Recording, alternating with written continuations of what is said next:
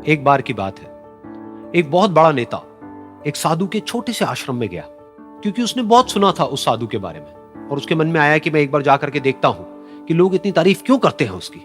तो जब वो उस आश्रम में गया तो वहां पर एक छोटा सा कमरा था जहां पर एक कालीन बिछा हुआ था।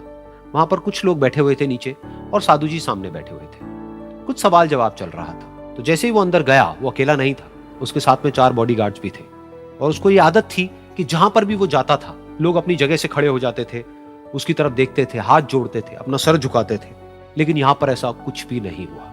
साधु ने उसकी तरफ देखा तक नहीं, क्योंकि वो साधु किसी के सवाल का जवाब दे रहे थे। लेकिन नेता को इस बात पे गुस्सा आ गया। नेता को लगा कि ये मेरी बेइज्जती है।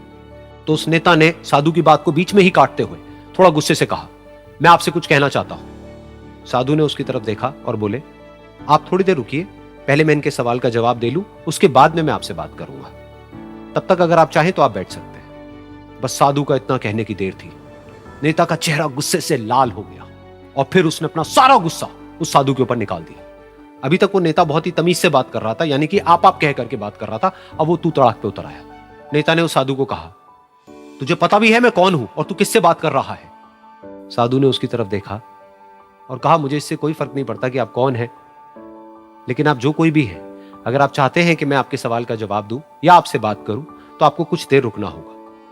और साधु के ये कहते ही नेता गुस्से से पागल हो गया और वहीं सबके सामने चीखने चिल्लाने लग गया, अब मैं तुझे तेरी असली औकात दिखाऊंगा। तूने मुझसे पंगा लेकर के ठीक नहीं किया है। तुझे पता भी है मैं तेरे बारे में क्या सोचता हूं। साधु ने फिर से उसकी तरफ देखा और बड़े ही प्रेम से कहा कि मुझे इससे कोई फर्क नहीं पड़ता है कि आप मेरे बारे में क्या सोचते हैं। आप जो चाहे वो मेरे बारे में सोच सकते हैं। फिर उस नेता ने बोला कि तू चाहे सुनना चाहता है या नहीं, लेकिन मैं तुझे बताऊंगा यही सबके सामने कि मैं तेरे बारे में क्या सोचता हूं। तू एक बहुत ही घटिया इंसान है। तू कोई साधु नहीं है, तू एक ढोंगी है, पाखंडी है और यहां पर जितने भी लोग बैठे हैं उन सबको बेवकूफ बना रहा है। तेरा बस एक ही मकसद है कि इन लोगों की जेब में जितना भी पैसा है वो सब तेरे पास में आ जाए। तू अपने फायदे के लिए इन लोगों का इस्तेमाल कर रहा है और अब मैं तुझे नहीं छोड़ने वाला। तेरा पर्दाफाश करके रहूंगा पूरी दुनिया के सामने। लेकिन उसके इतना बोलने के बाद भी उस साधु के चेहरे पर हल्की सी मुस्कान बनी ही रही।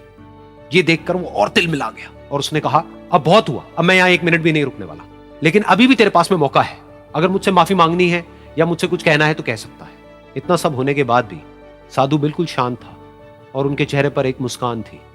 उन्होंने अपनी आंखें बंद कर ली। फिर साधु ने अपनी आंखें खोली, हाथ जोड़े और कहा कि मुझे आपसे कोई गिला शिकवा नहीं है। मेरे मन में आपके लिए कोई भी गलत ख्याल नहीं है। जो भी आपने मेरे बारे में कहा वो आपकी अपनी सोच थी। तो मुझे आप में कोई भी बुराई नजर नहीं आती है। मुझे आप एक बहुत ही भले इंसान लगते हैं। और साधु के इतना कहते ही नेताजी का दिमाग 7वें आसमान पर पहुंच गया। उनके चेहरे पर एक अजीब सी खुशी थी, क्योंकि उस साधु ने वो ही कहा जो बाकी सब लोग उस नेता को कहते हैं। और वो खुशी खुशी उस आश्रम से अपने घर की तरफ चला गया और जा करके अपने पिताजी के साथ में बैठ गया। उसके पिताजी की आंखें बंद थी और वो ध्यान में थे। पूरी जिंदगी उन्होंने सिर्फ लोगों की सेवा करी और बदले में कुछ भी एक्सपेक्ट नहीं किया। तो थोड़ी देर बाद जब उन्होंने अपनी आंखें खोली और देखा अपने बेटे को अपने साथ बैठे हुए, तो उनके बेटे के चेहरे पर आज एक अजीब सी खुशी थी जो आज से पहले उन्होंने कभी नहीं देखी थी। फिर उसने एक एक करके सब कुछ बताया कि आज क्या हुआ, किस तरह से वो आश्रम गया, वहां पर क्या हुआ, उसने क्या कहा, उन्होंने क्या कहा। तो जब इसके पिताजी ने पूरी बात सुनी तो थोड़ा सा मुस्कुराए और अपने बेटे को देख करके बोले कि उन्होंने तुम्हारी तारीफ नहीं करी है, क्योंकि उन्होंने वो नहीं कहा कि जो तुम हो, उन्होंने वो कहा कि जो वो खुद है। और तुमने जो भी कुछ उनको कहा वो नहीं कहा कि जो वो है, बल्कि तुमने वो कहा जो तुम खुद हो। यही बात वेदों में भी कही गई है, यथा दृष्टि तथा सृष्टि।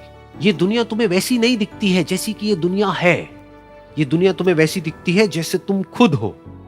जिसकी नजर जैसी है उसके लिए ये दुनिया वैसी ही है। तो अगर तुम अपनी दुनिया को बदलना चाहते हो तो उसका सिर्फ एक तरीका है, अपनी नजर को बदलो।